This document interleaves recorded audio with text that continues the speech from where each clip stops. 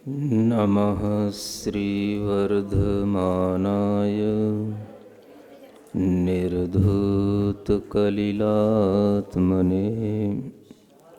सालोकानां त्रिलोकानां यद्विद्यादर्पणायते।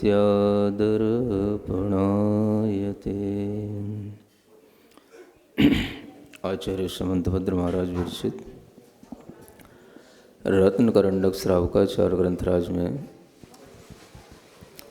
श्रावकों के हित के लिए अनेक तरह के व्रतों का उल्लेख किया गया है।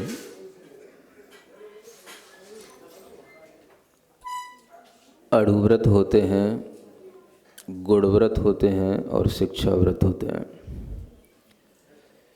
जब श्रावक अपने अंदर संयम भाव को लाने की चेष्टा करता है,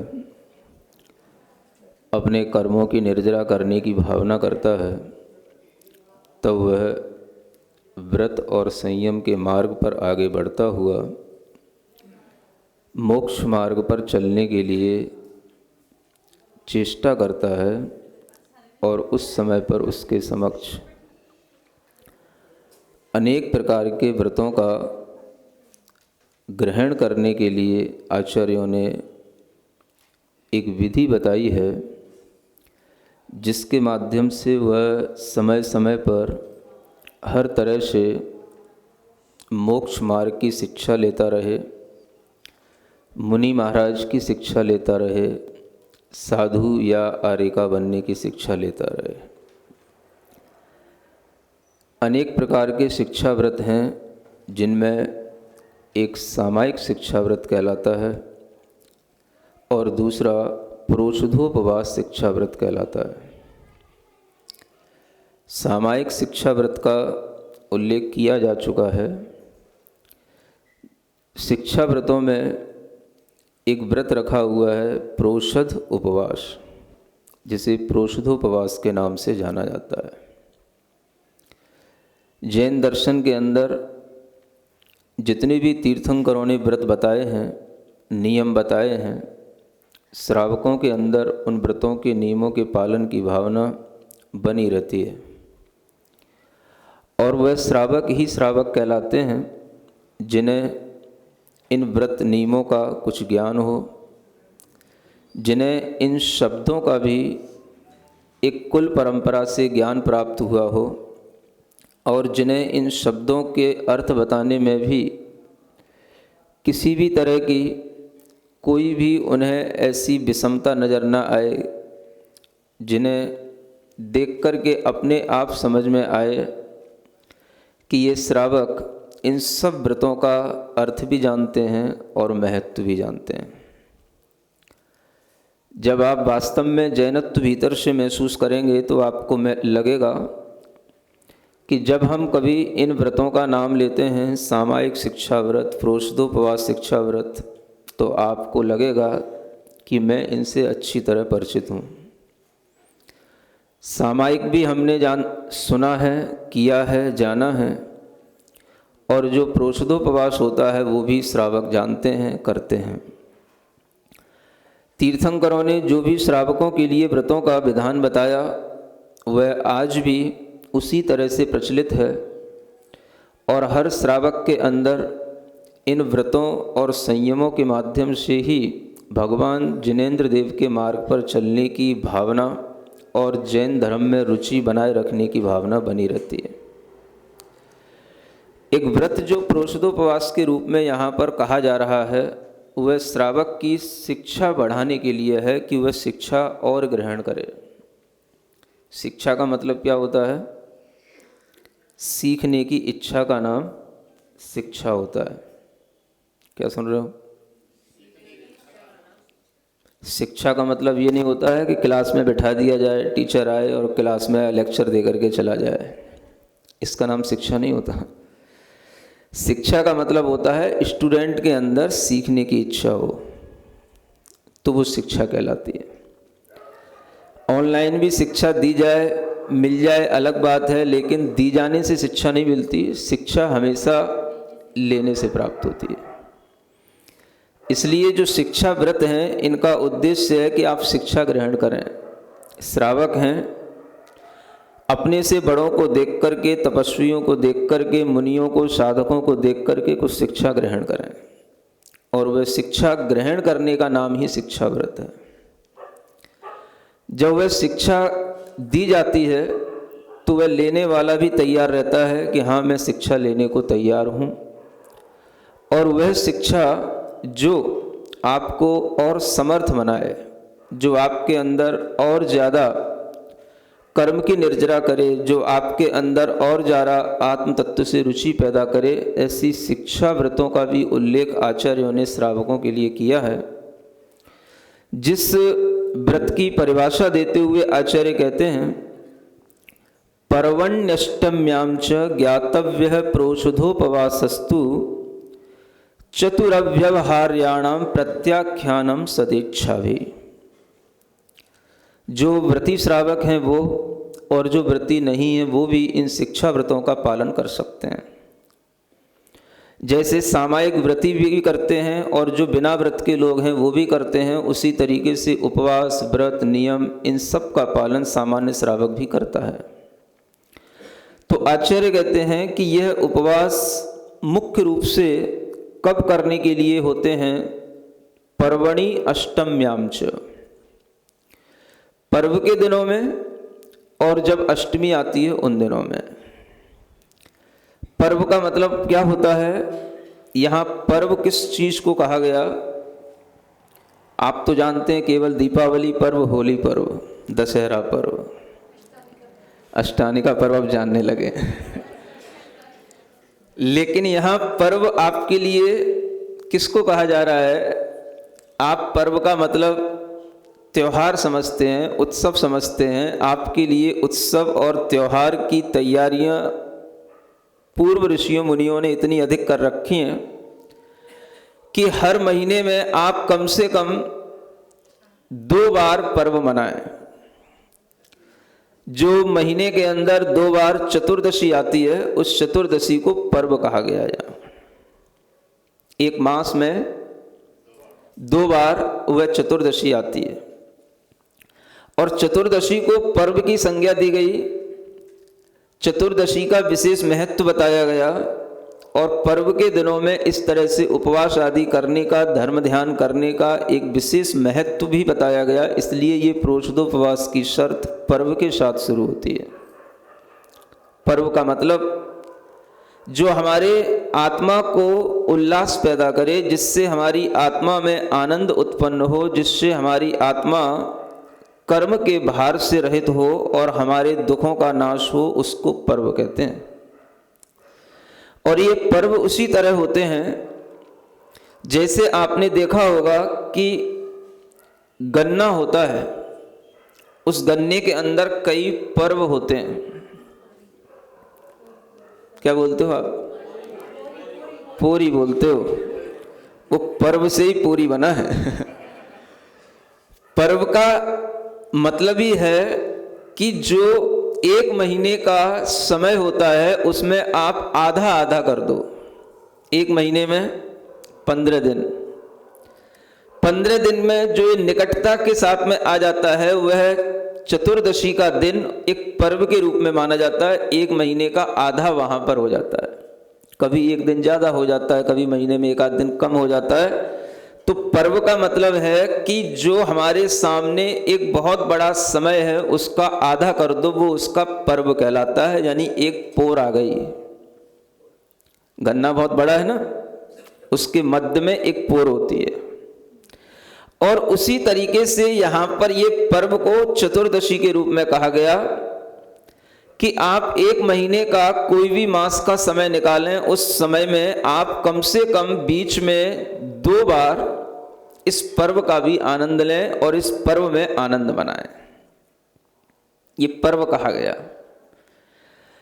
और भी आपके अंदर अगर वो आनंद की प्राप्ति की इच्छा हो तो पर्व का और आधा करके आप उसमें भी आनंद मनाएं, उसमें भी आप अपने लिए धर्म ध्यान करने का सौभाग्य प्राप्त करें। और जब पर्व का भी आधा किया जाता है तो वह 14-15 दिन का जो आधा पोर्शन कहलाएगा वो अष्टमी पड़ जाएगा। सुन रहे हैं?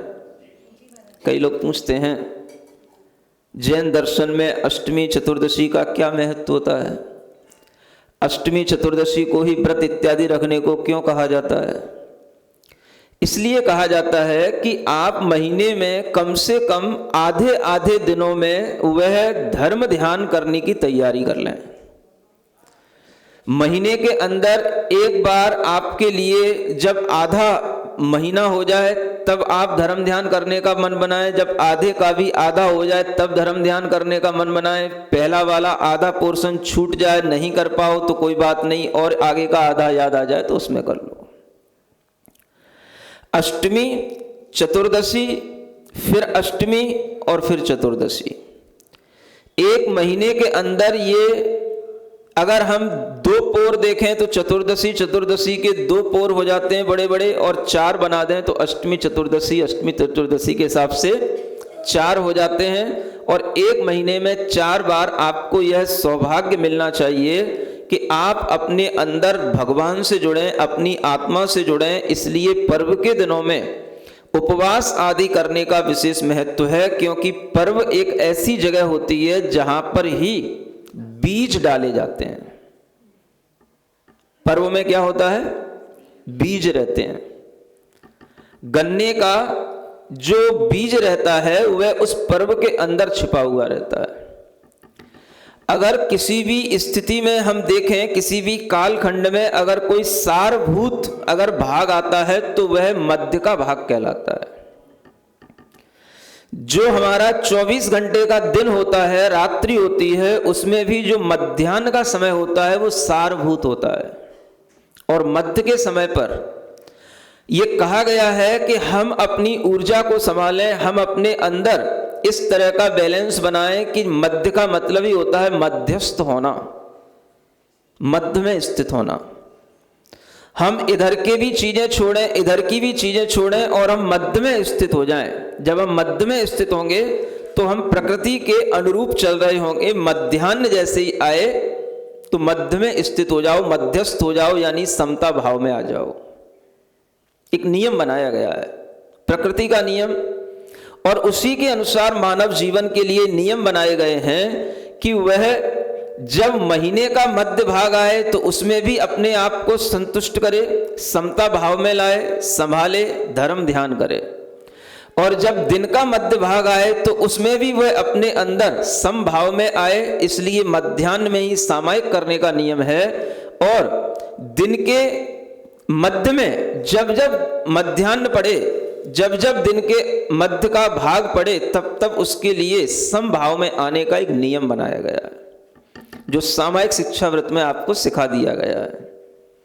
अब प्रोषदोपवास का नंबर आता है, तो उपवास तो आप रोजाना कर नहीं सकते, तो आचार्य कहते हैं 1 महीने के जो कालखंड आते हैं उसमें आधा आधा करके 4 बार ये जो पर्व के रूप में आप 4 समझ सकते हैं। वैसे यहाँ पर पर्व चतुर्दशी को कहा गया है, अष्टमी को अलग से कहा गया है, लेकिन दोनों को मिलाकर के आप 4 पर्व समझ सकते हैं। और इन चारों ही पर्वों में क्या करना? कुछ थोड़ा सा धर्म ध्यान की ओर अपना मन लाना।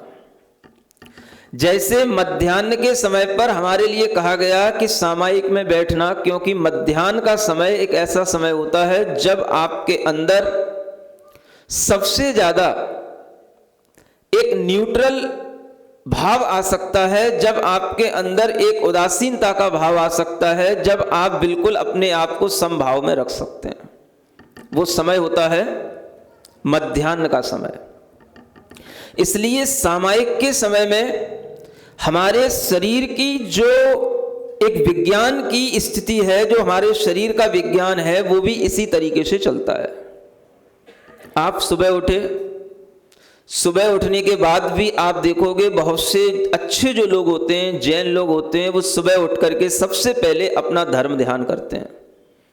णमोकार की जाप करेंगे, कोई 6 स्तोत्र पढ़ेंगे, भगवान की स्तुति करेंगे, उसके बाद में वह अपना कोई भी काम शुरू करेंगे। आप जानते हो इससे क्या होता है? जब हम सुबह उठे, सुबह उठ करके हमारे अंदर सबसे अधिक पॉजिटिव एनर्जी कलेक्ट करने का हमारे लिए सबसे अच्छा टाइम होता है। हमने पॉजिटिव एनर्जी अपने अंदर ली, भगवान के स्तुति पढ़ने से, नमोकार आदि के जाप करने से हमारी आत्मा चार्ज हो जाती है। रात भर का जो हमारे अंदर आलस्य रहा, पाप रहा, उससे हमें मुक्ति मिलकर के हमारे अंदर मन में शुद्धता आएगी, पॉजिटिविटी आएगी, और उसके बाद में हम अपना काम करने निकलेंगे। 11 बजे तक, 12 बजे तक आपके अंदर वह जो चार्ज आपने सुबह किया अपने आप को, वो चार्जिंग डिस्चार्ज के रूप में हो जाएगी। सुन रहे हैं? फिर आचार्यों ने कहा 12 बज गए, फिर से अपनी बैटरी चार्ज करो, फिर थोड़ा सा साम्य भाव में आओ। सुबह की तरह आप 1 घंटा दोपहर में नहीं निकाल सकते, कोई बात नहीं, आप 10 मिनट निकालो, 20 मिनट निकालो, उनके लिए जिनका कोई व्रत नहीं है, लेकिन एक साम्य भाव में आने की चेष्टा करो। 10 मिनट के लिए मौन पूर्वक बैठ जाओ। सामान्य श्रावकों के लिए कह रहा हूं, 10 मिनट के लिए 12 बजे से 1 बजे के बीच में कोई भी टाइम निकालो, 10-15 मिनट के लिए मौन लेकर के बैठ जाओ, सिर्फ मौन, शांत भाव में। आप देखोगे आपके अंदर इतनी एनर्जी आ जाएगी कि आगे का दिन जो आपको अपने काम में लगाना है, आगे के दिन में जो आपको अपना समय ऊर्जा के साथ बिताना है, वो सब ऊर्जा आपको उस समय पर कलेक्ट होगी, क्योंकि जिस समय पर आप शांत होंगे उस समय पर ही आपके अंदर पॉजिटिविटी आएगी। फिर उसके बाद में आप शाम तक अपना काम करो। शाम हो जाए, शाम को फिर संध्या समय कहा जाता है। भारतीय संस्कृति में संध्या शब्द से हर कोई परिचित है।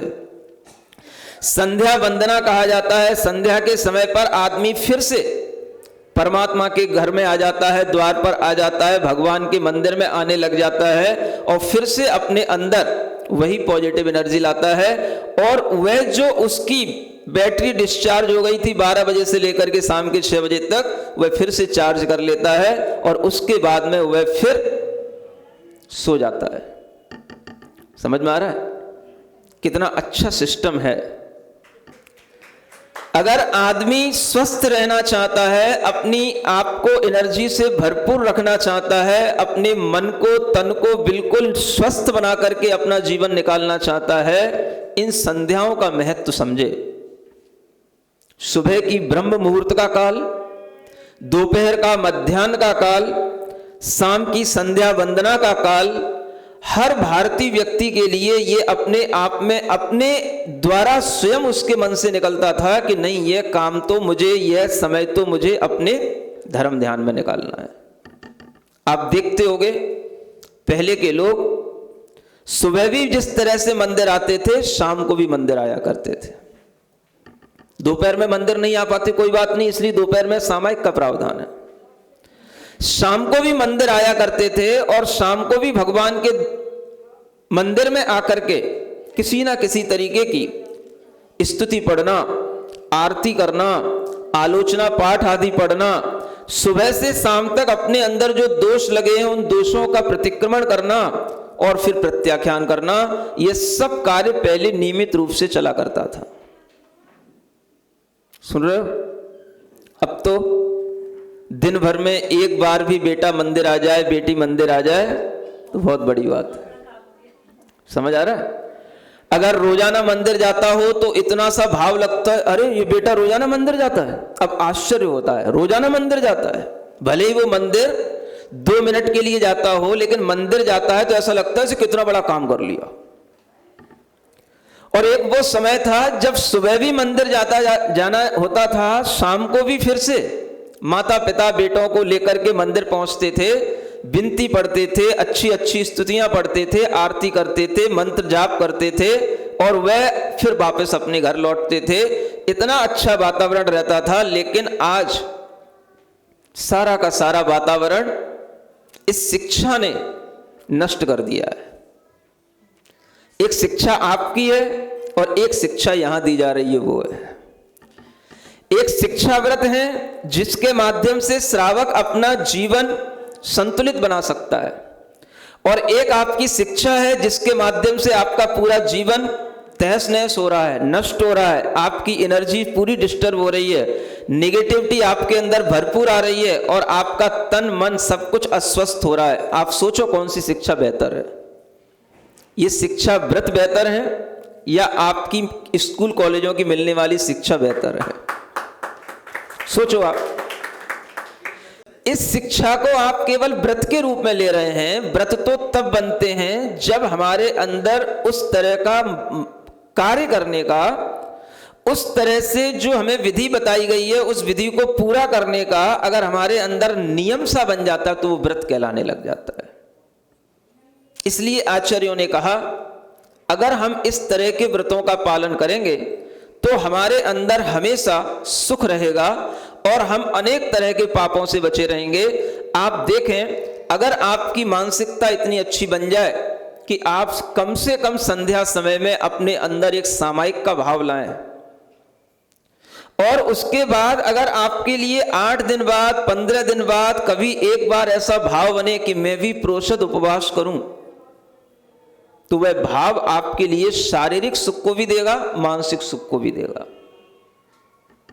उपवास कहने से तो आपको डर लग जाता होगा। उपवास का मतलब महाराज दिन भर भूखा रहना, दिन भर भूखा रहना और रात भर भी भूखा रहना, बहुत कठिन काम है। कई लोगों को उपवास के नाम से ही बुखार आ जाता है, डर लग जाता है। लेकिन आप देखोगे कि पहले के लोग ये सब काम सहज में करते रहते थे।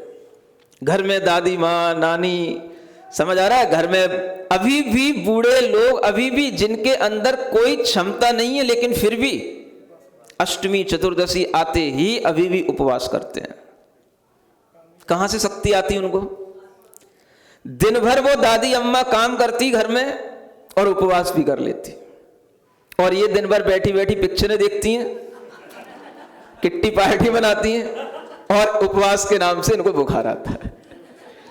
एक दिन एक टाइम भी खाने को कमी हो जाए तो हालत खराब हो जाती है, सिर दर्द हो रहा है, ऐसी अधमरी होकर के पड़ी रह जाती हैं, पूछो नहीं। ऐसा नहीं होता, मतलब आपके लिए थोड़ी ना कह रहा हूं, तो दुनिया के लिए कह रहा हूं। जो ऐसा करती है उनके लिए कह रहा हूं, आपके लिए नहीं कह रहा हूं। आप तो बहुत अच्छे हैं। तो जो भाव आपके अंदर होना चाहिए वो भाव निरंतर बना रहे, इसलिए ये व्रतों का उपदेश दिया गया। आचार्यों ने कहा कि प्रोषद उपवास करने का भी एक समय समय पर मन श्रावकों के अंदर रहना चाहिए। केवल श्राविकाओं के लिए नहीं, श्रावकों के लिए भी कहा जा रहा है। समझ आ रहा है? श्राविकाएं तो फिर भी कर लेती हैं, श्रावक तो बिल्कुल नहीं कर पाते। जब भी मैं देखता हूं व्रत लेने के लिए लोग तैयार होते हैं, कोई वर्धमान स्तोत्र के व्रत लेते हैं, तो श्राविकाएं खड़ी हो जाती हैं, सबसे पहले तैयार हो जाती हैं, लेकिन श्रावकों का मन बहुत कम संख्या में बनता है। समझ आ रहा है?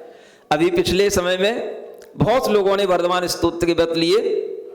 जब यहाँ पर इधर जैन मिलन में दीपावली के समय पर विधान इत्यादि हुए तो बहुत लोगों ने व्रत लिए, जगह जगह पर दूसरे लोग भी व्रत करते रहते हैं। तो वह महावीर भगवान के आस्था को बढ़ाए रखने के लिए वर्धमान स्तोत्र के माध्यम से 64 व्रतों का लाभ भी बहुत सारे लोग करते रहते हैं और उसकी विधि भी लोग पूछते रहते हैं। मैं कहता हूं बड़ी सरल है विधि। क्या होती है? भक्ति करने की क्या विधि होती है? आप तो भक्ति करो, और भक्ति करने के लिए कोई दिन नहीं होता। भक्ति करने के लिए क्या समय चाहिए? जब आपका मन बन जाए तभी भक्ति कर लो। आप देखते रहते हो हमें व्रत लेना है, कृष्ण पक्ष में लें कि शुक्ल पक्ष में लें। अरे भाई ये क्या बात हुई? कृष्ण पक्ष में क्या भगवान का कल्याणक नहीं होती है? कि कृष्ण पक्ष में भगवान का मोक्ष नहीं होता? कि कृष्ण पक्ष में भगवान को केवल ज्ञान की प्राप्ति नहीं हुई? क्या नहीं होता?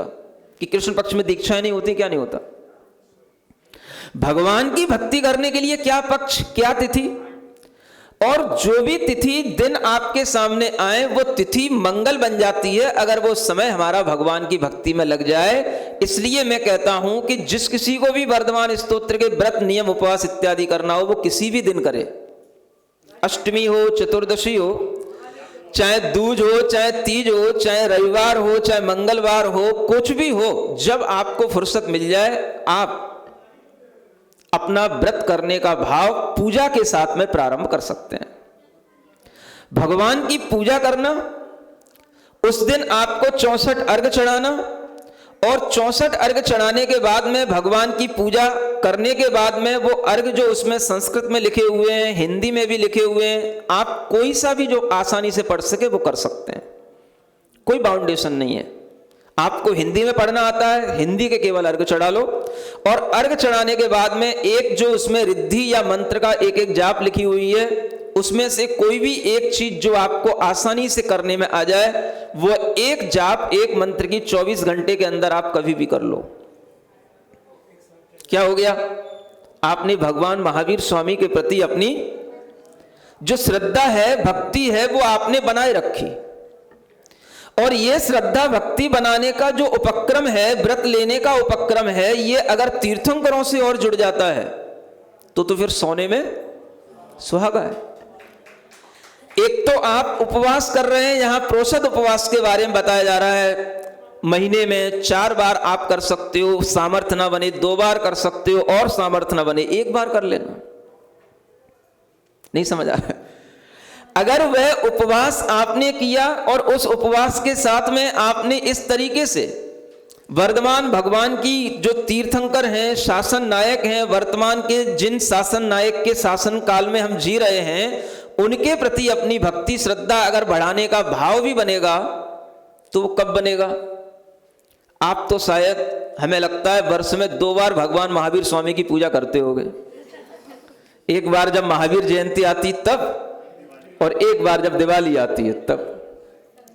लेकिन जिस तरह से सामायिक उपवास के नियम बताए गए हैं, उसी तरीके से आचार्यों ने कहा हमें तीर्थंकर भगवान के प्रति अपनी भक्ति निरंतर बनाए रखनी चाहिए, और वह भक्ति भी कम ना हो जाए। इसलिए हर 8 दिन बाद याद आ जाए हमको, अष्टमी आ गई है, क्या करना है? चलो वर्धमान स्तोत्र करना है, भगवान वर्धमान की स्तुति करके, भगवान वर्धमान का विधान करके उनकी भक्ति करना, ये याद आ जाए। इसलिए अगर आपको अष्टमी याद नहीं आती है, कोई बात नहीं, 8 तारीख याद आ जाए, 1 तारीख से 8 तारीख, 8 तारीख से 14 तारीख, 15 तारीख, 15 तारीख के बाद भी आपको लास्ट की 30 तारीख भी याद आ जाए। बिजनेसमैन है भाई, लास्ट की 30 तारीख तो याद रहती है, हिसाब किताब कर लो। जो काम करने वाले लोग हैं, उन्हें भी तनख्वाह की जरूरत पड़ती है। क्या है की? तनख्वाह। किसकी जरूरत पड़ती है? बोलो तो। तनख्वाह जानते हो किसको बोलते हैं? अभी सुन रहे थे ना आप?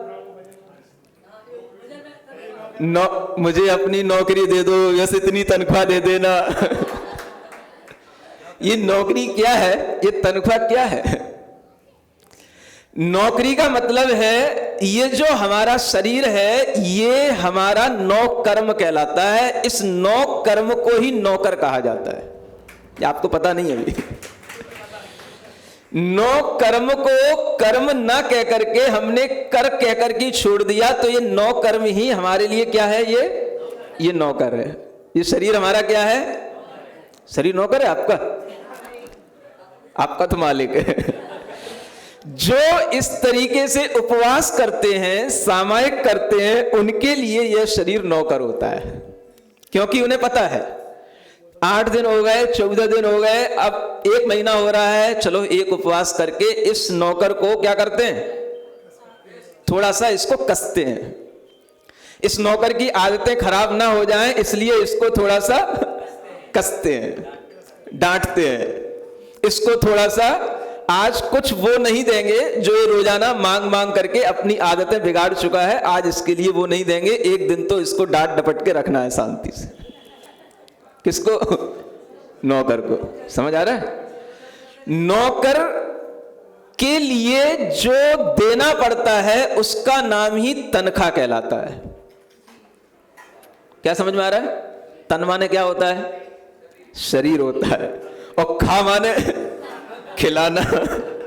शरीर को जो खिलाया जाए उसका नाम है तनख्वाह। सब शब्दों के अर्थ आपने बदल दिए। तनख्वाह उसको बोली जाती थी जो शरीर के लिए रोजाना दे दिया उसने, काम चल गया, तनख्वाह हो गई। नौकर के लिए मिल गया, उसका काम हो गया, उसकी तनख्वाह हो गई।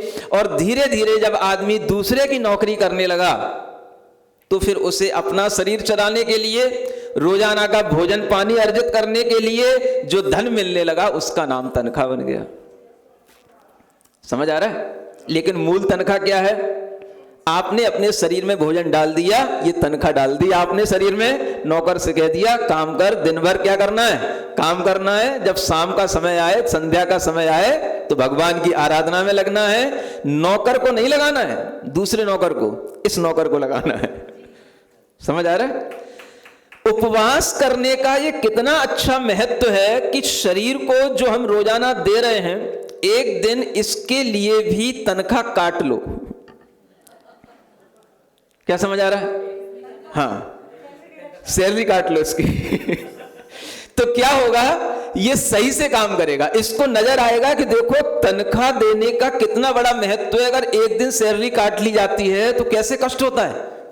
उसी तरीके से इस शरीर की आदत खराब ना पड़ जाए, इसलिए इसकी तनख्वाह काट करके उस समय पर वो तनख्वाह किसको देना?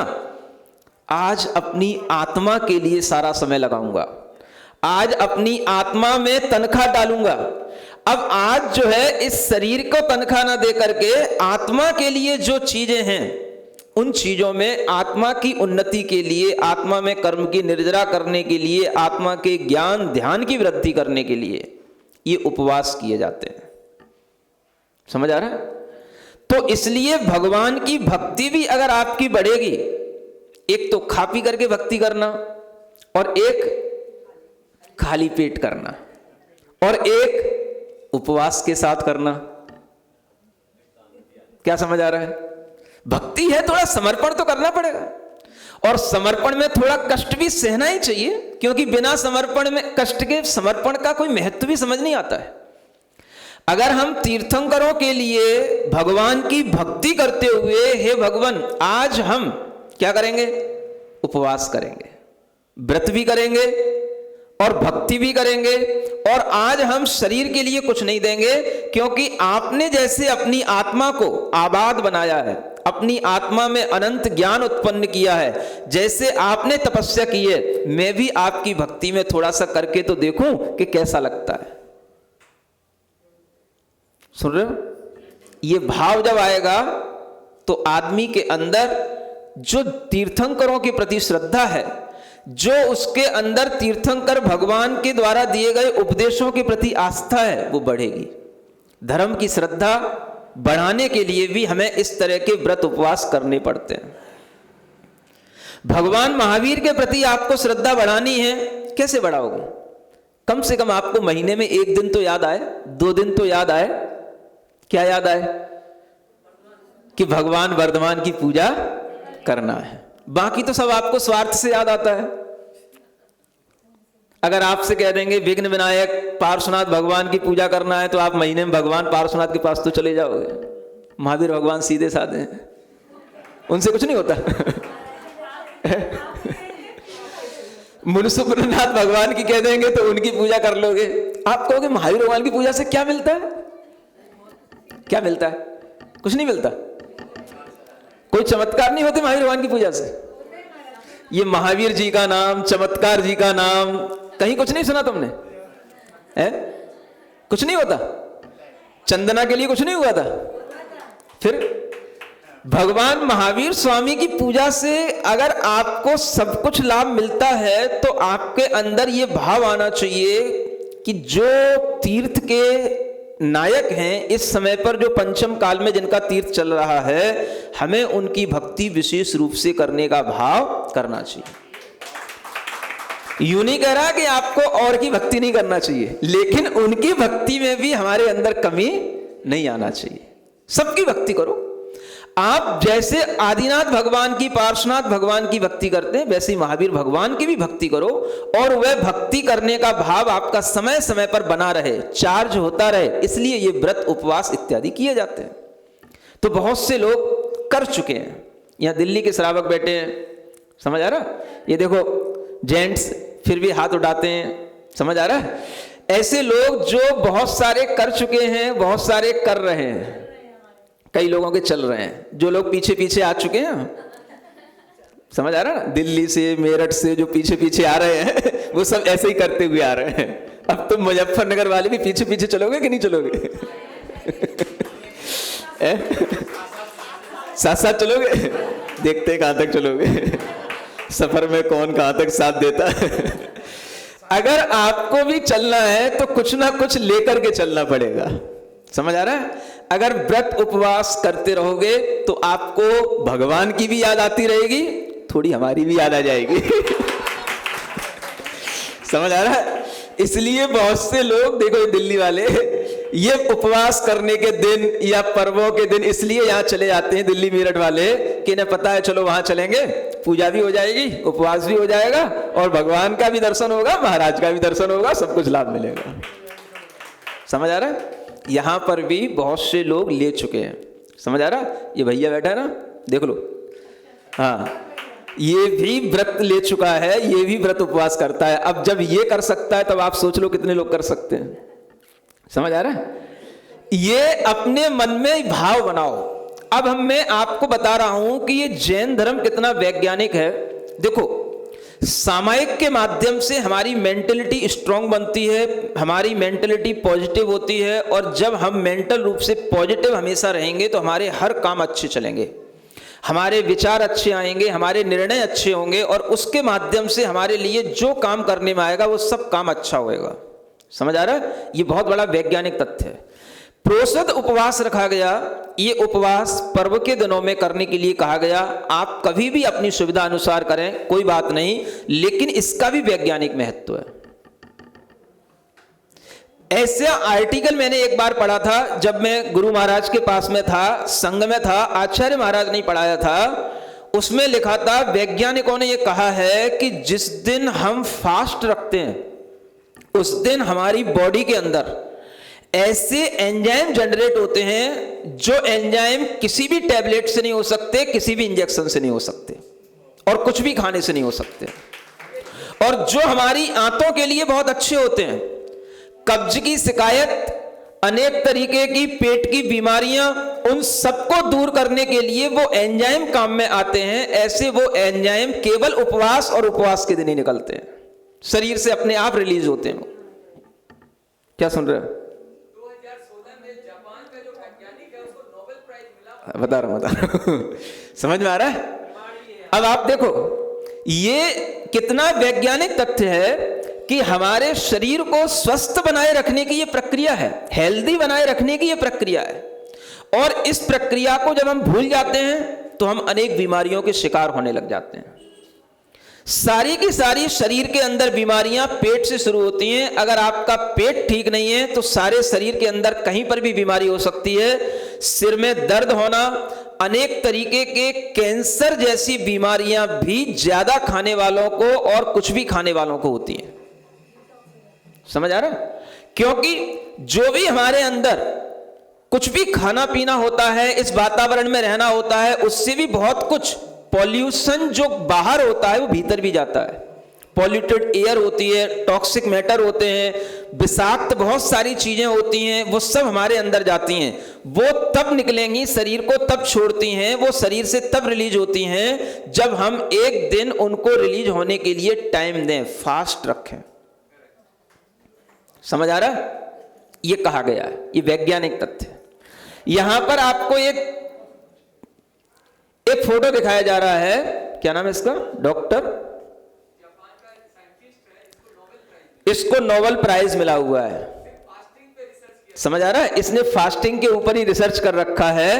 और एक और इसके अलावा जानकारी आई थी, अभी कैंसर की बीमारी से लड़ने के लिए अब तो डॉक्टर भी कहने लगे हैं, डॉक्टरों का भी ये विश्वास बन गया है, कैंसर की बीमारी को दूर करने के लिए जितना सटीक उपाय कम खाना या उपवास करना है, उससे अच्छा उपाय, उससे अच्छी कोई औषधि नहीं है।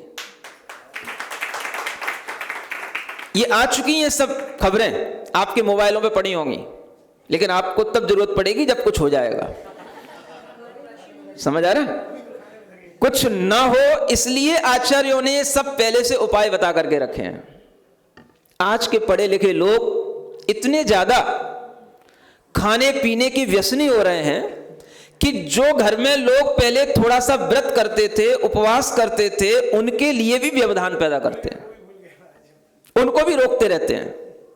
खुद कुछ नहीं करते हैं, अगर कोई दूसरा करता है तो उसको भी रोकते रहते हैं।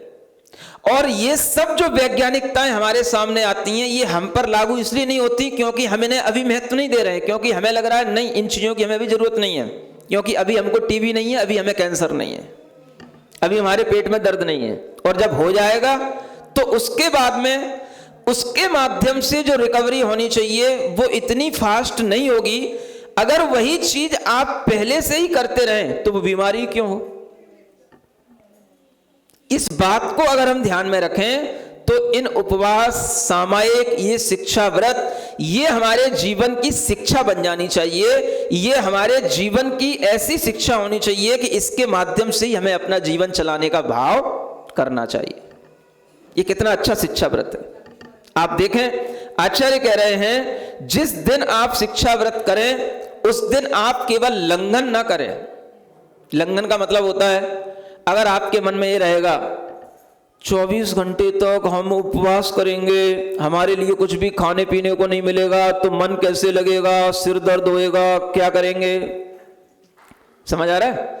आचार्य कहते हैं उस दिन आप अपने आप को शांत भाव में जितना ज्यादा बिठा के रखोगे, आपको भीतर से एनर्जी मिलेगी, आपका मन अच्छा होगा, आपको लगेगा ही नहीं कि उपवास करने में कोई शरीर को कष्ट हुआ है या हमें कभी भूख भी लगी है।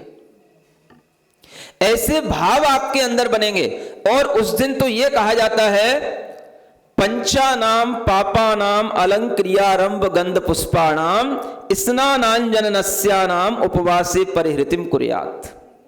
आचार्य कहते हैं केवल उपवास ही नहीं करना, 5 पापों का त्याग रखना। उस दिन ब्रह्मचर्य से रहना, परिग्रह की लालसा नहीं रखना, चोरी नहीं करना, झूठ नहीं बोलना, किसी की हिंसा का भाव नहीं करना। उपवास के साथ ये भी ध्यान रखना। उसके साथ साथ अपने शरीर को सजाना नहीं, एक दिन अलंकार से रहित होना, आभूषण नहीं पहनना, किसी भी तरीके के आरंभ नहीं करना। जो भी हमें खेती किसानी के या कोई बहुत सारे हमें कोई तरह तरह के व्यापार के आरंभ करने पड़ते हैं, वो नहीं करना। और उस दिन अगर आपसे बने तो जो स्नान आप बहुत ज्यादा तेल फुलेल लगा करके बढ़िया बढ़िया लक्स और सिंथॉल लगा करके करते, वो स्नान नहीं करना। समझ आ रहा है। कई लोग आंखों में अंजन लगाते हैं, नाक में भी नस लगाते हैं, सूंघने वाली चीजें होती है बहुत सारी, उनका भी उपयोग नहीं करना। तब आपका उपवास पूर्ण उपवास कहलाएगा। शरीर को एक दिन कुछ नहीं देना, इंद्रियों को एक दिन कुछ नहीं देना, फिर भी अपने अंदर ये महसूस करना मैं हूं। मैं कौन हूं? मैं शरीर नहीं हूं, मैं चैतन्यमय, ज्ञानमय, अनंत सुखमय आत्मा हूं। वह आत्मा जिनकी मैं पूजा रोजाना करता हूं, ऐसे पार्श्वनाथ भगवान, ऐसे वर्धमान भगवान जो अनंत ज्ञान को इसी आत्मा में से प्राप्त किए हैं, वही आत्मा मैं हूं। मेरी आत्मा में भी वही अनंत ज्ञान है। उस अनंत ज्ञान की, अनंत सुख की जाप जपना है उस दिन। अनंत ज्ञान संपन्नो हम, अनंत सुख संपन्नो हम, चिदानंद रूपो हम, सो हम अरहम। अरहम माने शुद्ध भगवान, सिद्ध भगवान। अरहम माने मैं शुद्ध आत्मा, ये अरहम का मतलब है। तो ये सारा का सारा विज्ञान इसके अंदर चल रहा है। जब आप उपवास करें तो आपके अंदर ये भाव आने चाहिए। इसलिए आचार्य कहते हैं जो व्रती हैं वो इस तरीके का उपवास कर सकते हैं, और जो व्रती नहीं है वो अपना सामान्य से काम भी करते रहें, वो अपना उपवास भी कर लें, और समय निकाल करके वह सामायिक जाप इत्यादि कर लें। और अगर उतना भी ना निकले तो कम से कम वर्धमान स्तोत्र का विधान करके, सुबह सुबह भगवान की पूजा करके और एक जाप करके आप उस दिन अपने व्रत को रख सकते हैं। उससे भी आपके अंदर भगवान की भक्ति का भाव बना रहेगा, कर्म की निर्जरा होगी, और आपको उपवास के माध्यम से बहुत ज्यादा ज्ञान ध्यान में आपका मन लगेगा। समझ में आ रहा है। सब जगह तो लोगों ने ले रखे हैं व्रत, तुम लोगों का नंबर कब आएगा? आ गया? आ गया? चलो ठीक है, आपके लिए भी व्रतों का लाभ ले लेना है। और जो लोग भी जहां कहीं से भी सुनते भी रहते हैं, वो भी अगर व्रत लेने का भाव रखते हैं तो वो वहीं से भी व्रत ले लें, कर लें, मेरा आशीर्वाद उनके पास तक पहुंच जाएगा। और वे लोग भी अपने अंदर उस व्रत की भावना को पूरा कर लें। और जब निष्ठापन की बात आती है तो लोग पूछते हैं कि निष्ठापन कैसे करना। अगर संभव हो तो आप अपने जिनालय में या अपने परिवार पड़ोसियों के साथ में एक बार सामूहिक रूप से उस विधान को कर लें। और अगर संभव हो तो कोई भी 64 चीजें आप किसी को भी बांट करके उस विधान का समापन कर सकते हैं। बोलो महावीर भगवान की